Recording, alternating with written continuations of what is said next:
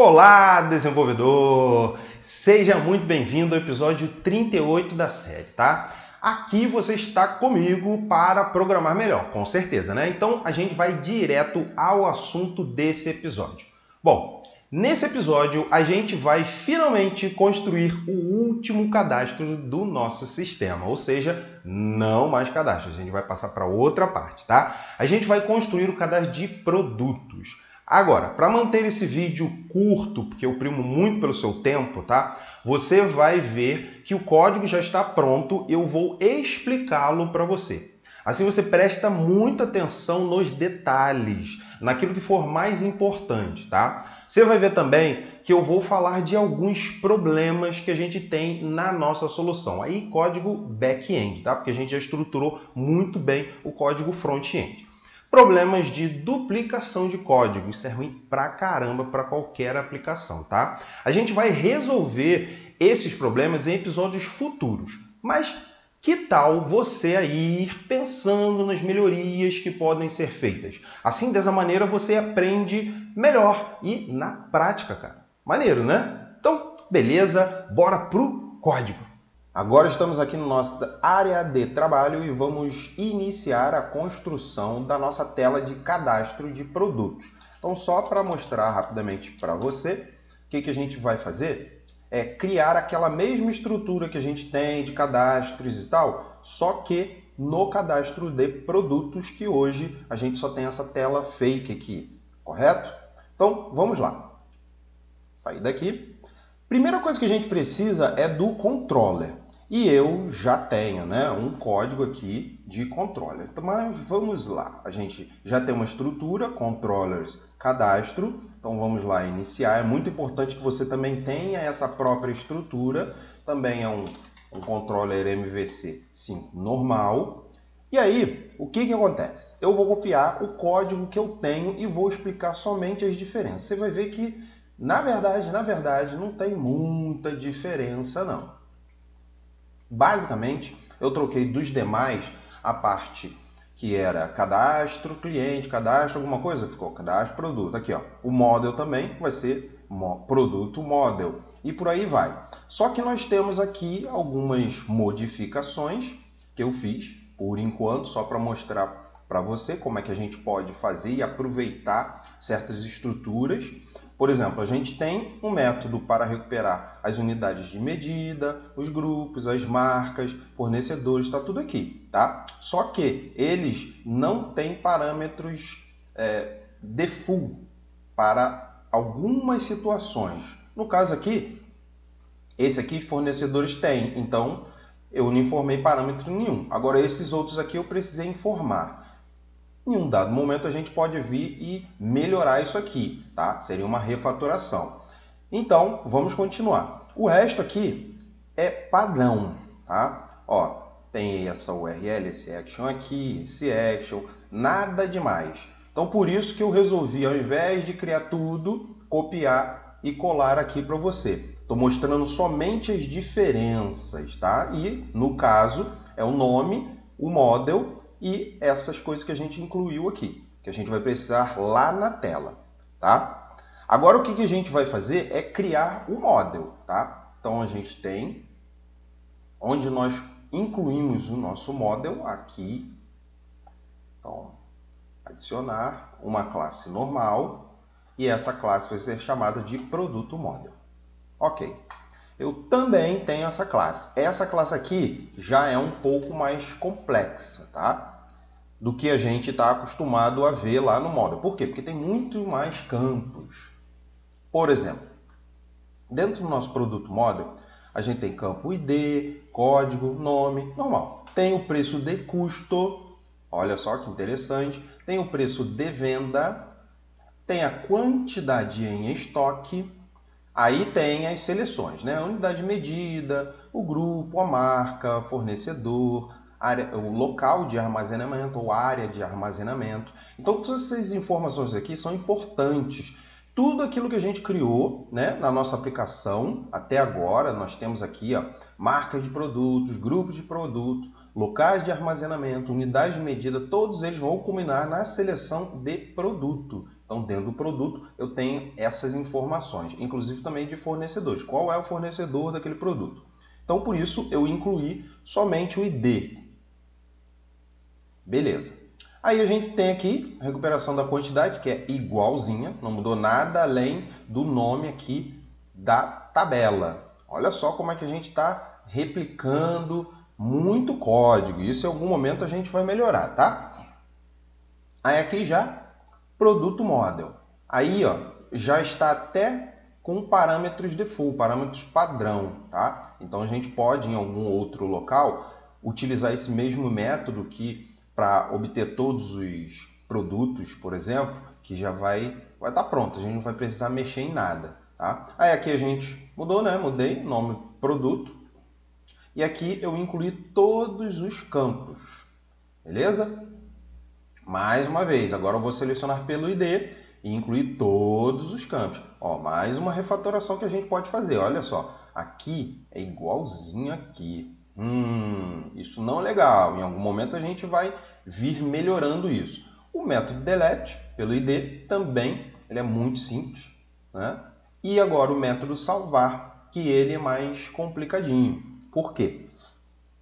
Ele tem um monte de campos, tá? Então a gente tem preço de custos, o preço de venda. Agora atente só para uma coisa, tá? Que eu quero que você preste bastante atenção. A gente tem que respeitar o tipo de campo que está lá no banco de dados. Então, aqui não tem problema, né? É somente uma string que vai ser executada lá como comando, executada no banco de dados como comando. Agora, aqui é importantíssimo, porque a gente tem aqui, ó, esse value aqui é um object, como você pode ver. Então, ele recupera ou aceita qualquer tipo de objeto.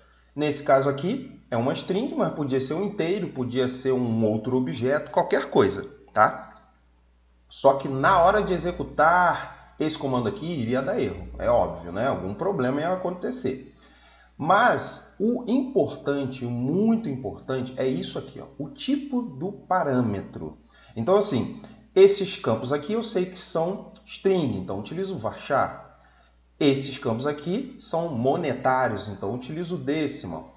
Esses campos aqui são inteiros, são IDs, então eu utilizo int. Isso aqui é importante você utilizar quando estiver trabalhando com o ADONET, ok? Lembre-se sempre disso. Da mesma maneira, quando eu for fazer a atualização, vou fazer a mesma coisa, ó, int, varchar, decimal, int de novo e por aí vai. Tá? De resto, a gente tem a mesma estrutura, não temos problemas algum. Tá? Agora vamos fazer o seguinte, agora a gente vai criar a nossa tabela de banco de dados. A gente já criou, aqui eu expliquei, né, o controller, agora o model, agora a tabela de banco de dados. Então, essa tabela aqui tem alguns campos, você vai ter também a tabela lá no GitHub, então você não precisa se preocupar em copiar isso aqui e tal, porque já vai estar lá no GitHub, tá? Então a gente tem um ID, um código, esse código é o digitável pelo usuário, quem estiver cadastrando aquele produto, o nome do produto, é óbvio, o preço de custo, o preço de venda. A quantidade em estoque, que no caso aqui é inteiro, esses dois aqui são decimais, e os IDs, ou seja, as associações com unidade de medida, grupo, marca, fornecedor e local de armazenamento, que são importantíssimos quando a gente está fazendo um controle de estoque. E, por fim, dizer se aquele produto está ativo ou não. E lá a gente tem esse ID aqui como sendo a chave primária dele. Logo em seguida, a gente vem aqui e cria constraints na tabela, né? Constraint for a key. For a key. Para quê? ID do fornecedor, do grupo, local de armazenamento, aí o ID propriamente dito, né, que é para marca e unidade de medida, tá? Esse aqui, esse aqui, vamos lá, vamos ver se está certo. Eu acho que eu escrevi uma coisa errada aqui, ó. Aqui, local de armazenamento, marca produto.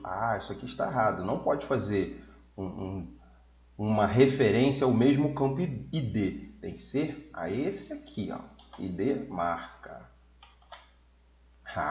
Eu deixei isso aqui só para você ver como a gente pode ter uns errinhos bobinhos no meio do caminho e a gente depois ficar se preocupando com as dificuldades. O que aconteceu, né? Então, agora o negócio vai certo, ó. O ID fornecedor está apontando para a tabela fornecedor, para o ID lá. O ID grupo para a tabela grupo produto. O ID local de armazenamento com local de armazenamento. ID marca com a marca produto. ID unidade medida com unidade medida. ID. Pronto, agora está certo. Eu venho aqui e executar. Pronto, os comandos foram executados com sucesso. Eu venho aqui atualizar, agora eu venho na minha tabela e ela contém todas aquelas informações que eu inputei aqui. Show de bola! É exatamente isso que a gente precisa, tá? Então eu vou fechar isso aqui, que a gente não precisa agora mais, nada disso. E vamos voltar para cá. Bom, feito isso, agora a gente vai construir a nossa interface, ou seja, a nossa view. Mas primeiro, vamos fazer uma coisa, né? Quando eu criei o meu controller, ele já criou aqui, né? CAD produto. Mas a gente tem isso aqui, que na verdade é esse fake aqui, né? Na verdade até tem outros cadastros que a gente acabou não removendo, porque a gente já tem de marca, já tem o de local, né? A gente já tem aqui, ó, marcas locais. Então, esses já estão funcionando corretamente. Agora, o que a gente precisa é remover esse negócio aqui. Pronto, removemos. E o que nós vamos fazer agora? Bom, vamos criar propriamente dito, seguindo o padrão do index dentro do CAD, aqui, produto. Então, vamos criar uma visão e vamos dar o nome de index, que aí a gente mantém o padrão das outras visões, ok? E em seguida, é claro, eu também tenho isso aqui, vou explicar para você. Eu vou simplesmente copiar, colar, que aí fica mais fácil de eu explicar para você o que foi feito, tá? A view não tem muito o que fazer, a gente vai ter alguns códigos repetidos, só que a gente já criou mais ou menos um padrão de front-end bem interessante que a gente não precisa repetir tudo, somente o que é mais específico daquele cadastro. Então a gente começa indicando, olha, essa view é uma view tipada e o tipo é o produto model. Logo em seguida eu venho aqui falar qual é o layout, ou seja, a herança visual da minha tela. Aí eu digo o título, e aí eu tenho uma lista lá, que internamente ela é utilizada em outros momentos, né, para popular o grid. Beleza. Esse pedaço aqui é padrão. Esse aqui é um pouquinho diferente. Tá? Esse pedaço aqui é padrão também. Esse aqui é diferente. Tá vendo? Tem algumas coisas, mescla, então não tem muito como melhorar muito isso. Tá? Então, vamos lá. Aí a gente tem aqui a chamada Bootstrap. Aí aqui é o CSS, que a gente vai ter que criar já. E aqui eu já incluí, porque eu sei que essa tela ela precisa ser um pouquinho mais larga. Então, eu estou aumentando a largura dela, dizendo que ela é realmente importante, quer dizer que eu quero aplicar. Então, a técnica CSS. Por que eu estou usando isso? Porque você viu em vídeos anteriores, episódios anteriores, que a gente utilizou essa classe e internamente uma outra classe, né? Ou seja, eu preciso de uma div dentro de outra div, contendo lá o modal dialog, que dessa maneira eu consigo alargar, né? Ou seja, aumentar ou diminuir também a largura da minha tela, do meu pop-up. Então, é isso aqui que eu estou fazendo. Aí, logo em seguida, eu preencho aqui os campos que eu quero no meu grid, no caso aqui o cabeçalho, né? A gente vai ter o código, o nome do produto, a quantidade que ele tem em estoque, se ele está ativo ou não, e a ação, tá? Que é alterar ou excluir.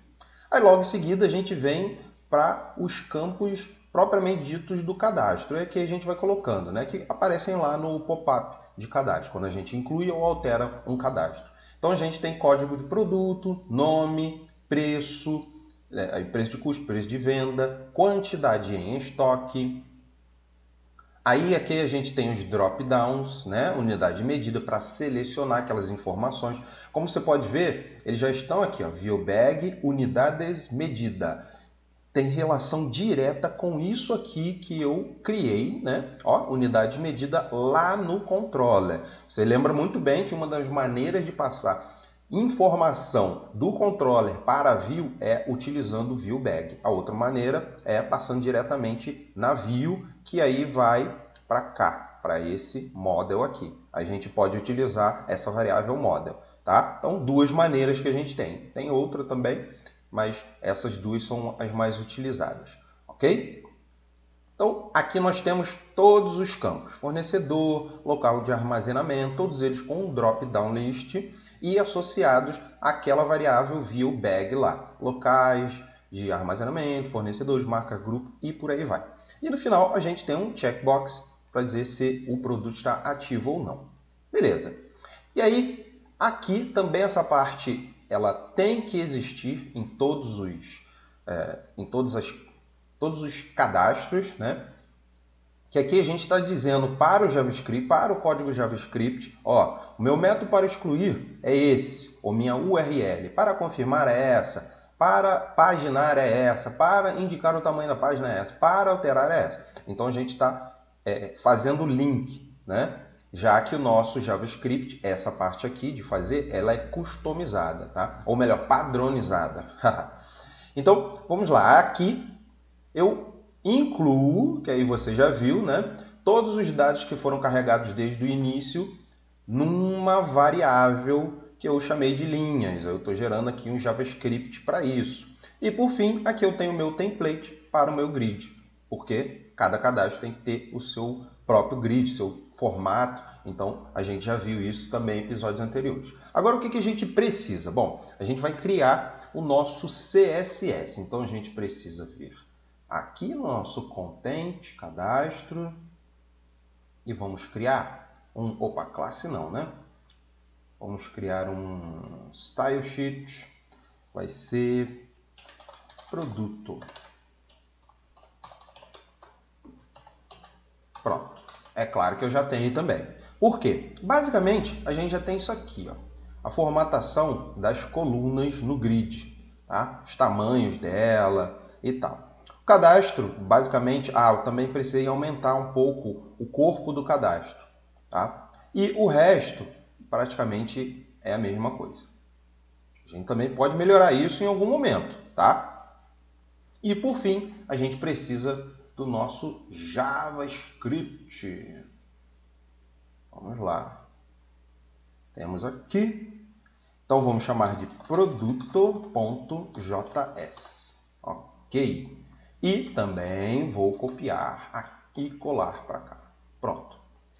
Aí, eu vou explicar brevemente o que a gente tem aqui, porque também já foi feito isso outras vezes, tá? A gente tem aqui a identificação ou atribuição dos nossos campos em tela. Então, tem alguns momentos que a gente abre o nosso cadastro, né? No momento que a gente inclui ou altera, e ele vai preencher esses campos. Esse aqui é quando abre também o form, lá, e vai setar um determinado valor. Esse aqui, quando a gente, digamos, cria uns dados fakes para logo em seguida exibir na tela, né? Então, a gente tem que preencher todos os campos, ok? E a gente também tem esse aqui de pegar os dados que foram preenchidos na tela, tá? Estou obtendo aqui via jQuery e armazenando num objeto que, por sua vez, vai ser enviado ao back-end depois pelo nosso script CADBase aqui, ok? Em algum momento ele vai fazer um post lá. E aqui, é claro, né, a gente preenche no momento que for necessário, né, indicado lá no nosso CADBase, o código, o nome, a quantidade em estoque e se está ativo ou não. Ou seja, lá no grid, a informação no grid, essa informação aqui, tá? Só que é claro, do nosso cadastro mesmo, de produtos, que é o que a gente está fazendo agora, tá? Você pode ver, o nosso cadastro, ele é complexo até certo ponto, mas não muito complexo. Ele só contém vários campos. Às vezes a pessoa pode pensar que isso aí é muito estranho, muito difícil, tal. Não é bem assim, tá? Muitas vezes você vai ter que fazer umas coisas mais complicadas, mas outras vezes não. Mas se for complicado, cara, destrincha, divide essa coisa complicada.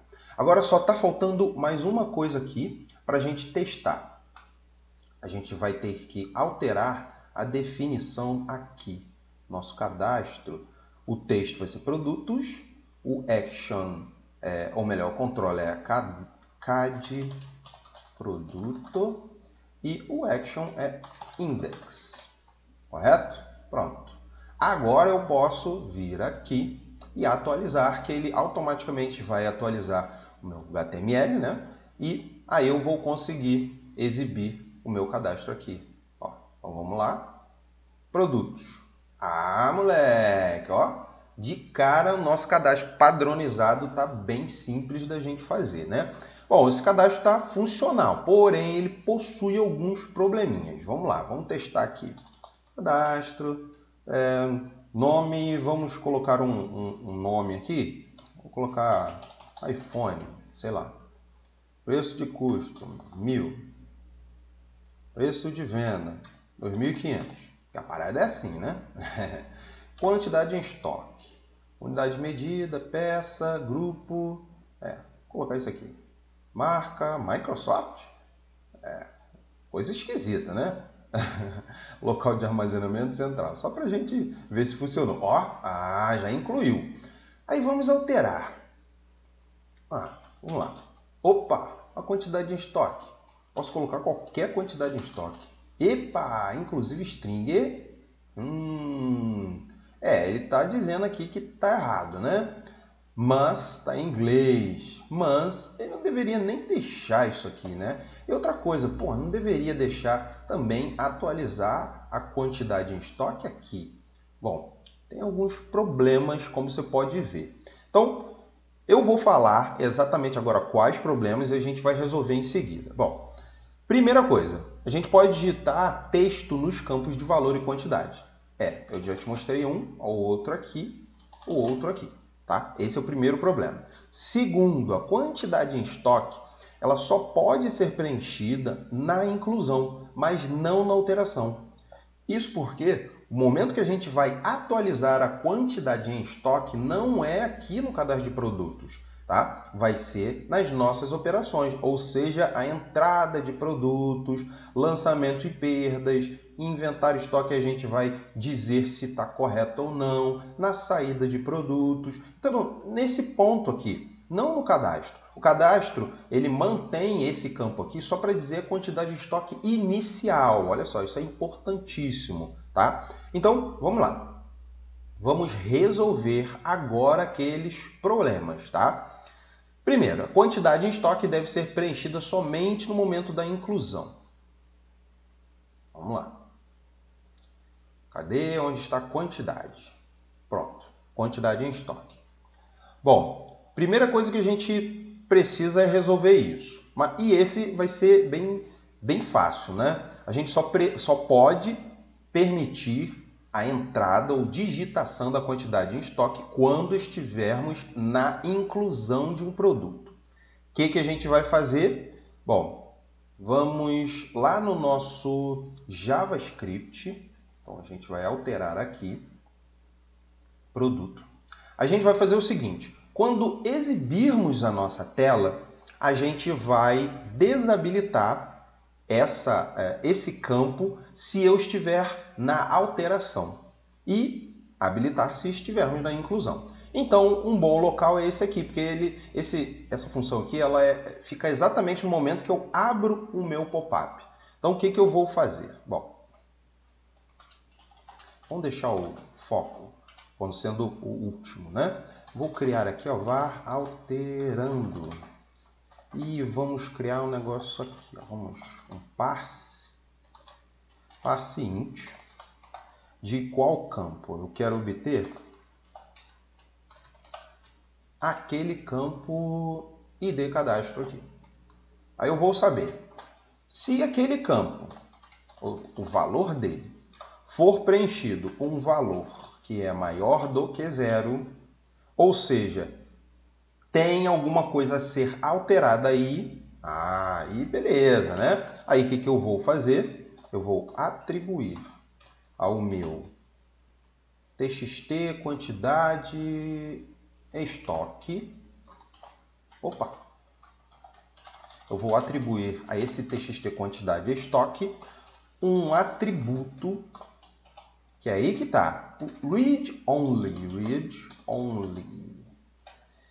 E aí eu vou dizer se é alterando ou não. Ou seja, esse read only vai ficar true se estiver alterando e false se não. Aí você pensa, ué, então vai habilitar? Não, olha só, é read only, ou seja, desabilitado. Desabilitado para edição quando eu estiver alterando.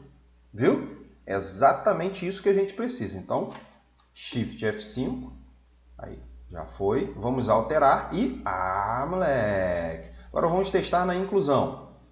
Moleque! Viu? Funcionou. Então, essa é a nossa primeira tarefa aqui de correção de problemas. A segunda tarefa é um pouquinho mais complicada só. Na verdade, assim, acho que até é mais simples. Não sei porque eu falei um pouquinho mais complicado. Então vamos lá, Padawan. O que nós precisamos? A gente precisa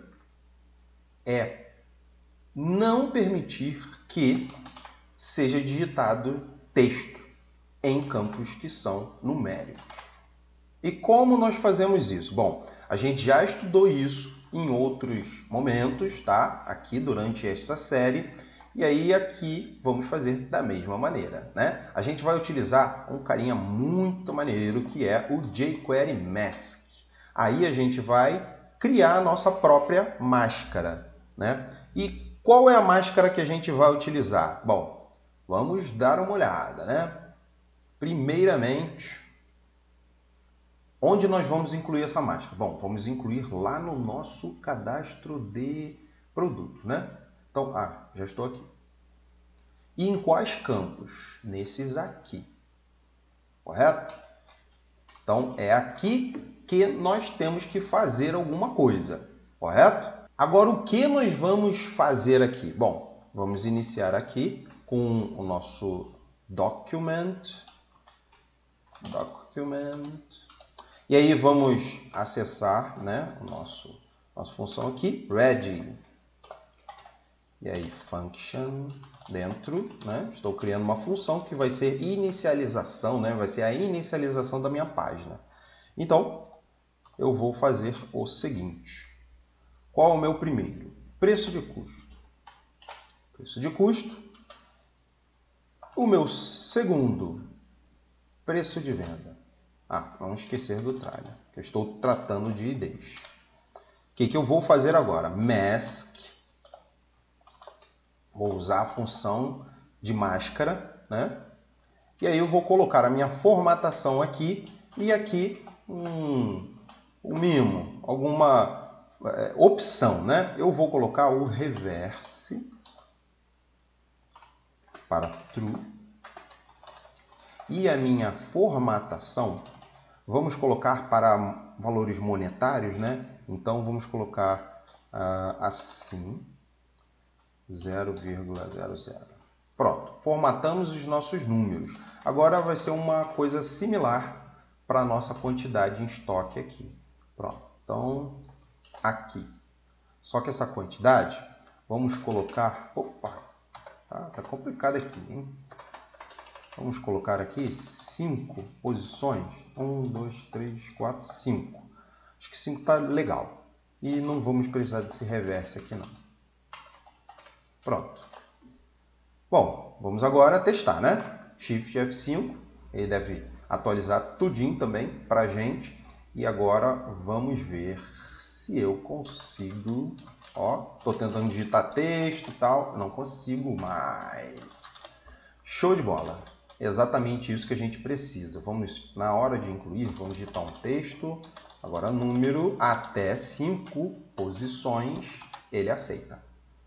Moleque, agora nosso cadastro de produtos está pronto. E assim a gente termina toda essa parte de cadastros aqui. Finalmente, agora a gente já está habilitado a fazer a parte de operações, em sequência de relatórios e sequência de gráficos. Pô, show de bola! É isso aí, desenvolvedor! Espero que você tenha gostado pra caramba aí desse episódio. Foi bem curtinho, bem interessante e bem direcionado para aquilo que a gente precisa, tá? Então, cara, lembre sempre de deixar o seu like e compartilhar aí nas redes sociais para que o canal cresça pra caramba, tá? Que a força esteja com você e até a próxima. Tchau, tchau!